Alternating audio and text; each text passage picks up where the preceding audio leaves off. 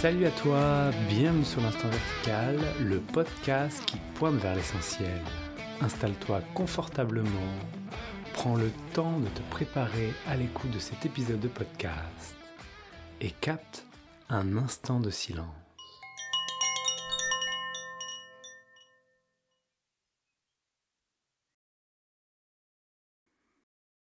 Bienvenue dans ce nouvel épisode de l'Instant Vertical. Aujourd'hui, c'est micro ouvert à l'expression libre de ce que ça a envie de dire. C'est également le dernier épisode avant un petit moment de vacances où je vais laisser le mois d'août tranquille pour laisser déposer tout ça et revenir le 4 septembre pour la rentrée 2023. Pour commencer cet épisode, il y a vraiment une invitation à se relier à la recherche spirituelle en elle-même.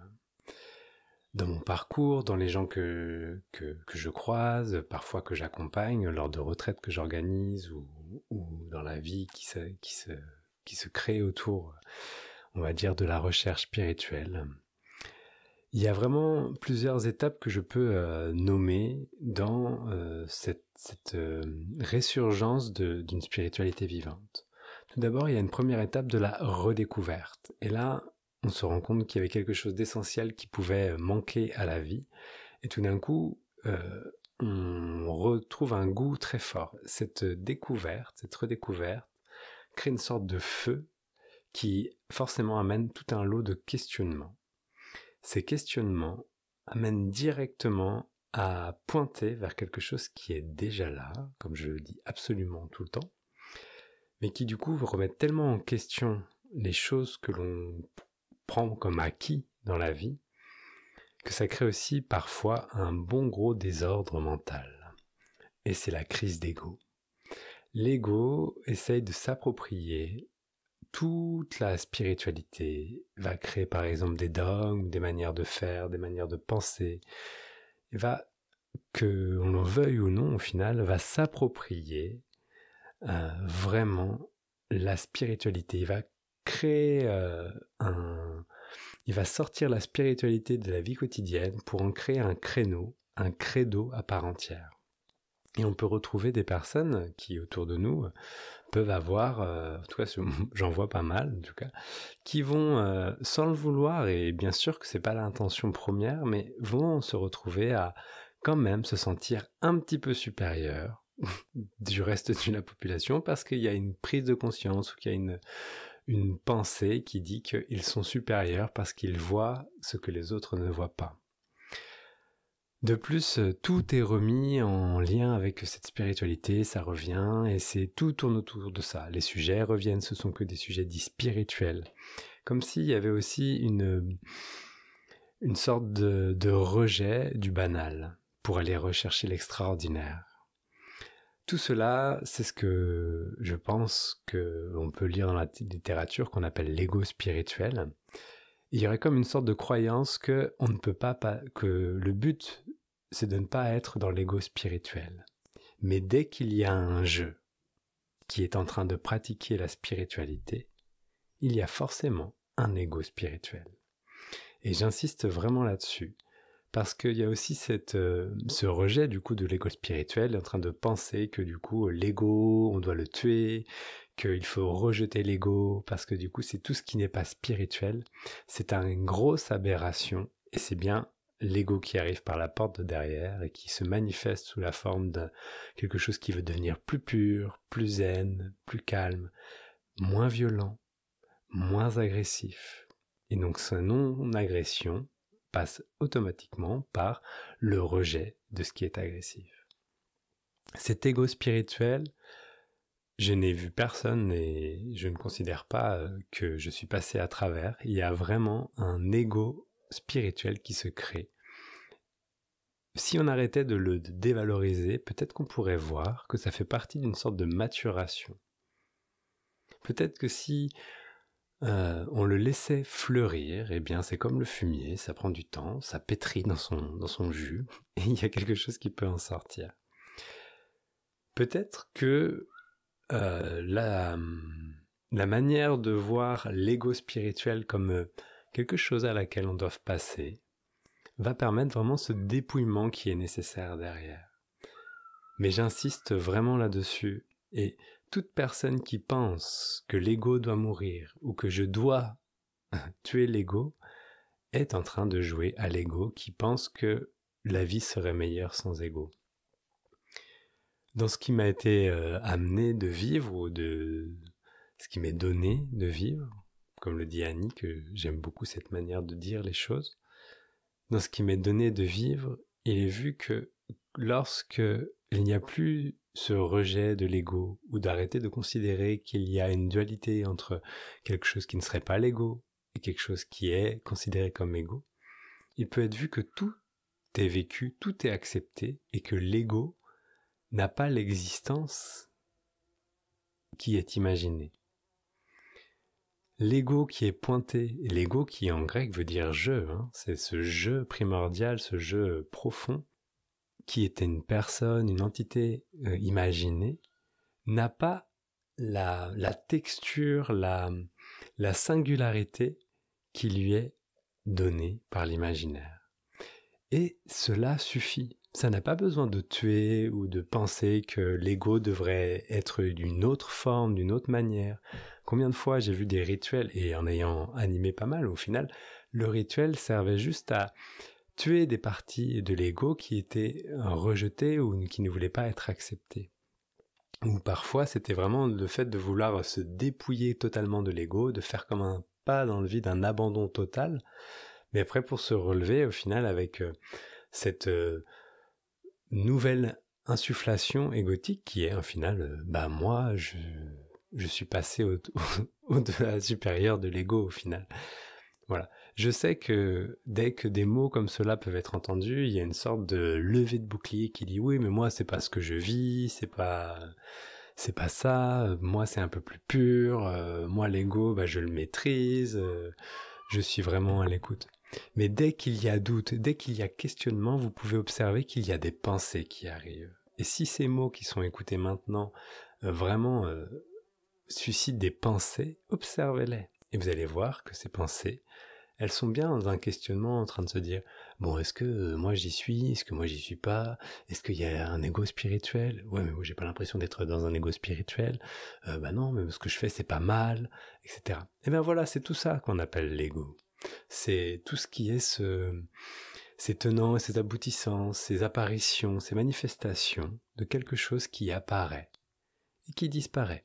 Mais quand c'est vu et que c'est capté, il y a vraiment la sorte de croyance que c'est ça que je suis. Et c'est cela qui est pointé ici, maintenant. C'est de renvoyer à la forme véritable de ces pensées qui n'ont pas les racines imaginées. Observez les pensées qui arrivent maintenant. Vous allez voir que ce sont que des pensées, que un fin voile qui apparaît dans le ciel de la conscience. Laissez-les aller jusqu'au bout et regardez la conscience qui brille. L'ego spirituel adore en faire des caisses. L'ego tout court, en fait, adore en faire des caisses. Mais celui qui pense que, de par son travail ou son cheminement, a déjà dépassé des stades, atteint des niveaux, même si le vocabulaire qui est utilisé, c'est un vocabulaire différent, observons la manière dont nous en faisons des caisses. Et je peux vous assurer que c'est toujours très rigolo de voir à quel point on en fait des tonnes et des tonnes et des caisses. On peut avoir des discussions d'heures entières à refaire le monde basées sur un point de vue dit spirituel. On peut inventer toutes sortes de manières de communiquer avec son dialogue intérieur ou des entités qui nous guident, qui nous amènent de l'avant. On peut se laisser traverser par des milliers d'émotions. On peut avoir la prétention de soigner ou d'apporter du soin à des personnes. Regardons tous les jeux dans lesquels nous nous mettons au service de cette spiritualité qui, dès que il est vu que ce jeu de l'ego, spirituel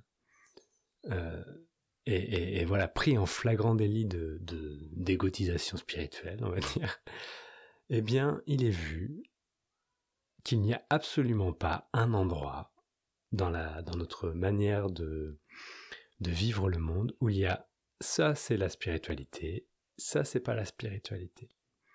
La spiritualité, telle que en tout cas j'ai moi envie de la transmettre aujourd'hui, cette spiritualité vivante, n'est pas bloquée à un carcan, à un espace de la vie quotidienne, qui serait par exemple le temps de la pratique, le temps de la méditation, ou les grands espaces de vie, de mort, etc. Qu'il y ait ces espaces, on va dire, un peu plus sensibles dans la vie, par exemple la naissance d'un enfant ou le décès d'une personne, qui amènent des grands questionnements, c'est tout à fait normal que ces questionnements arrivent un peu en premier plan. Mais la spiritualité est absolument partout. Il n'y a rien qui commence à un moment où qui dirait tiens la spiritualité elle commence ici ou la spiritualité elle commence là-bas. Ça me fait penser à cette manière de compartimenter. Par exemple, on compartimente le corps physique à quelque chose de donné, l'intellect à quelque chose de donné, à la spiritualité du coup quelque chose de donné, etc. Mais si on regarde vraiment, là maintenant, comment ça se manifeste pour soi, et en tout cas ce qui m'est donné de voir maintenant, c'est vraiment qu'il n'y a aucune différence, aucune limite. Où commence le corps physique, où commence l'intellect, etc. Qu'il y ait des outils plutôt dédiés à certaines choses, ça peut se voir. Voilà, par exemple, dans notre manière de compartimenter, on va voir qu'un pied et une main, ça ne sert pas à à la même chose, ça sert à des choses différentes. Ok, certes. Mais dans le corps, il y a autant de spiritualité que dans la pensée. Il y a autant de spiritualité dans le fait de manger des pâtes en regardant un film que en faisant une prière pour un Dieu quelconque. Peut-être que ça peut choquer les personnes de se dire « Ben non, attends, ma vie spirituelle, c'est ma vie spirituelle. » Mais si tu regardes bien, si on dit que revenir dans une spiritualité vivante, c'est être tout simplement. Est-ce que tu cesses d'être lorsque tu manges des pâtes en regardant un film que quand tu es dans la prière? Peut-être que l'attention à ce moment-là n'est pas portée au même endroit. Peut-être qu'il n'y a pas forcément la même quantité énergétique qui s'est mise à disposition. Certes, mais la spiritualité n'est pas une histoire d'énergie. La spiritualité n'est pas une histoire des choses qui seraient mieux de faire que d'autres. Par exemple, nombre de personnes que je croise souvent ont des discours entre ne pas manger de viande, ça va permettre d'avoir une spiritualité, on va dire, plus éclairée ou plus vivante. Je veux dire, le fait de manger de viande n'a rien à voir avec le fait d'être. À moins qu'il y ait une identification sur le fait que je suis quelqu'un qui ne mange pas de viande. Ou alors que je ne suis pas quelqu'un qui ne mange pas de viande. Mais dans tous les cas, que l'on mange de la viande ou pas, il n'y a absolument aucune incidence sur ce que l'on peut appeler être. Si la spiritualité vivante, ça pointe vers être, si cette spiritualité vivante, c'est aller vers cet éveil de la conscience qui voit la conscience, ou la conscience qui se révèle de sa véritable nature, peu importe comment c'est nommé, il est tout simplement vu que dans le moindre petit moment banal de la vie,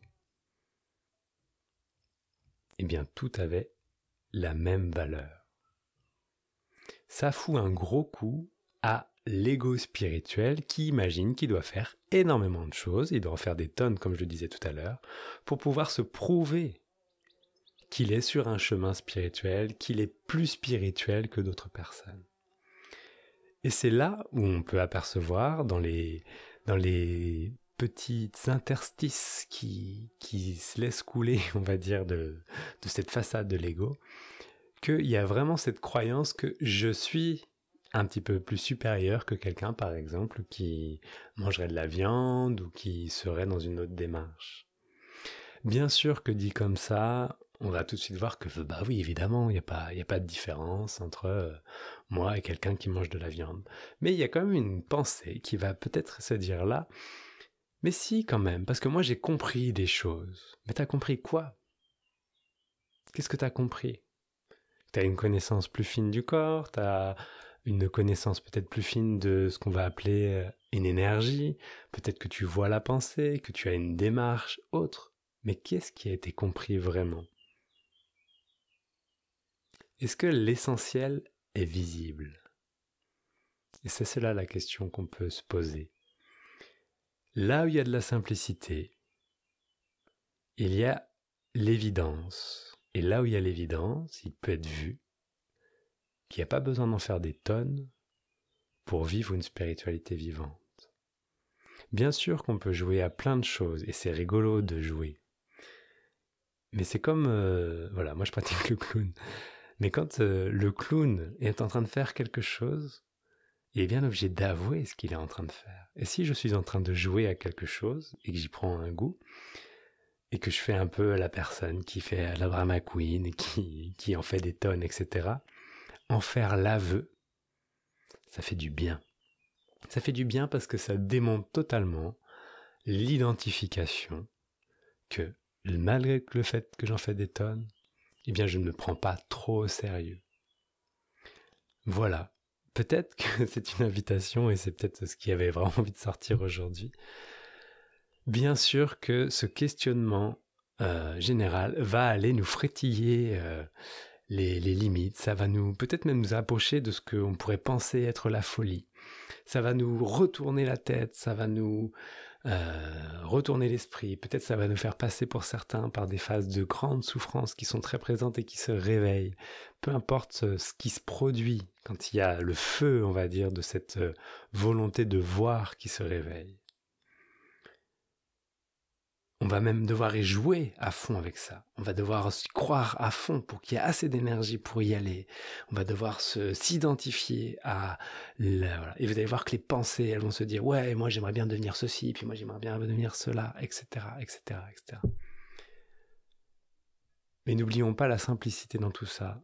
Laissons la simplicité de ce mouvement en lui-même se faire jusqu'au dépouillement, jusqu'à ce qu'il ne reste plus la croyance que ceci, c'est moi qui l'ai fait, c'est moi qui le vis, et c'est moi qui décide ce que je fais ou ce que je ne fais pas. Voici l'invitation pour ces 4 semaines où l'instant vertical va se mettre en pause, où il y aura des rediffusions. Regardez la simplicité de ce que vous vivez maintenant. Et si vous voyez la pensée qui vous dit que ce serait plus tard ou d'une manière qu'il faudrait que vous fassiez autre chose pour que vous puissiez voir la réalité telle qu'elle est, c'est que vous regardez le voile de l'illusion. La simplicité de ce que vous êtes en train de vivre maintenant, même si c'est quelque chose qui se fait mal, même si c'est quelque chose qui vous agite dans tous les sens, regardez la manière dont ça se manifeste. Regardez le goût que ça a. Et prenez conscience que ce qui perçoit tout ça n'a jamais bougé.